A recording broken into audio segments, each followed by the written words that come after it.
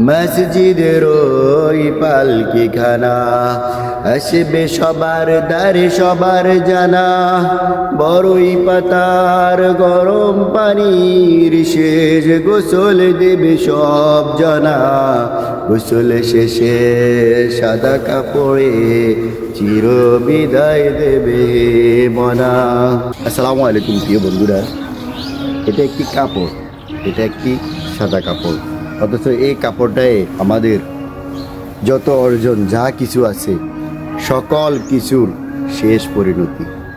আমরা দুনিয়াতে যত টাকায় অর্জন করি, যত কোটি টাকা, যত লক্ষ টাকা, যত রকমের সম্পদ আমাদের থাকুক, কিন্তু আমরা আসলে মূলত এই কাপড়টারই মালিক।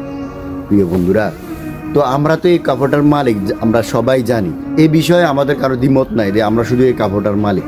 কিন্তু তারপরেও আমরা সারা দিন কিভাবে মানুষকে প্রতারিত করা যায়, কিভাবে কার সম্পদ নষ্ট করা যায়, কিভাবে কার থেকে সম্পদ একটু বেশি নেওয়া যায়, শুধু এটাতেই লিপ্ত আছি। প্রিয় বন্ধুরা, আমরা যদি এটাই চিন্তা করি যে এই কাপড়টাই আমাদের শেষ সম্বল, তাহলে দুনিয়ার আমাদের কিসের এত অহংকার, কিসের এত দাপট, কিসের এত রাজত্ব, কিসের এত বাহাদুরি? আমরা তো একমাত্র আমাদের রবের হুকুম মেনেই চলা দরকার। আমরা মৃত্যুকে বারবার করে স্মরণ করা দরকার।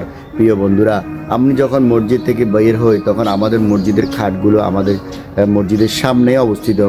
আমার বারবার করে চোখ যায় যে হায় রে, কখন জানি ডাক পড়ে যায়, কখন জানি এই খাটটা আমার বাড়িতে চলে যায়। প্রিয় বন্ধুরা, এটার জন্য প্রস্তুত থাকো, এটার জন্য রেডি থাকো, কেননা এটা চিরন্তন সত্য।